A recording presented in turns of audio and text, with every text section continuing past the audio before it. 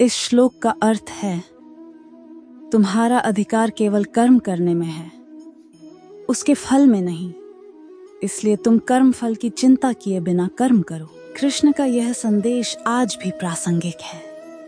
हम सभी जीवन में किसी न किसी लक्ष्य को पाने के लिए काम करते हैं, लेकिन अगर हम परिणाम पर ध्यान न दें और केवल कर्म पर ध्यान दें तो जीवन का संघर्ष आसान हो जाएगा।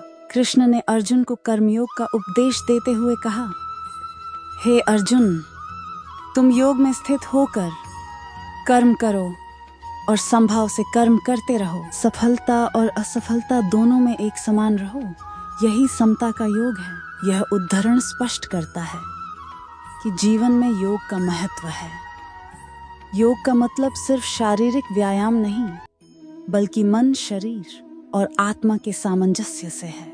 श्री कृष्ण कहते हैं, स्वधर्म का पालन, चाहे वह दोषपूर्ण ही क्यों न हो, पर धर्म का पालन करने से कहीं अधिक श्रेष्ठ है।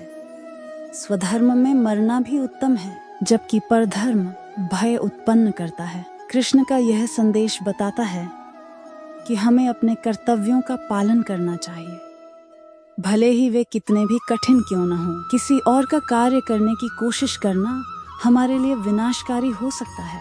इस श्लोक का अर्थ है, जो व्यक्ति राग और द्वेष से मुक्त होकर अपनी इंद्रियों को वश में करता है और परमात्मा की भक्ति में लीन होता है, वह शांति प्राप्त करता है। कृष्ण का यह संदेश जीवन में शांति प्राप्त करने के लिए अत्यंत महत्वपूर्ण है। जब तक हम इच्छाओं और द्वेषों में बंधे रहते हैं, हम मानसिक शांति प्राप्त नहीं कर सकते। श्री कृष्ण कहते हैं, मैं कल हूँ जो संसार के नाश का कारण बनता हूँ। मैं यहाँ सभी लोगों को नष्ट करने के लिए आया हूँ।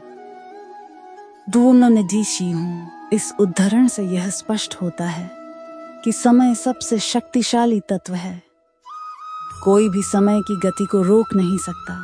कृष्ण कहते हैं, यह काम और क्रोध रजोगुण से उत्पन्न होते हैं। यह मनुष्य का सबसे बड़ा शत्रु है। यह महापाप है और इसका अंत नहीं होता। श्री कृष्ण का यह संदेश स्पष्ट करता है कि काम और क्रोध दोनों ही मनुष्य के विनाश के मुख्य कारण होते हैं। इनसे मुक्त होना ही सच्ची शांति का मार्ग है। इस श्लोक का अर्थ है, जैसे मनुष्य पुराने कपड़े त्याग कर नए कपड़े धारण करता है, वैसे ही से ही आत्मा पुराने शरीर को त्याग कर नया शरीर धारण करती है। यह उद्धरण संसार के अस्थायी स्वरूप को दर्शाता है। शरीर नश्वर है, लेकिन आत्मा अमर है। यह ज्ञान मनुष्य को स्वयं ही अपना उद्धार करना चाहिए, न कि स्वयं को नीचे गिराना चाहिए, क्योंकि मनुष्य स्वयं ही अपना मित्र है और स्वयं ही अपना शत्रु है। यह उद्धरण आत्मनियंत्रण और आत्म प्रबोधन का महत्व बताता है। श्री कृष्ण यहाँ यह सिखाते हैं कि अगर हम अपने मन को नियंत्रित करते हैं तो हम अपने सबसे बड़े मित्र बन सकते हैं। इसीलिए उठो अर्जुन, यश प्राप्त करो, अपने शत्रुओं को पराजित करो और समृद्ध राज्य का आनंद लो। इस उद्धरण में श्री कृष्ण अर्जुन को प्रेरित कर रहे हैं कि वह निष्काम भाव से अपना कर्तव्य निभाए, क्योंकि युद्ध में जीत उसकी निश्चित है।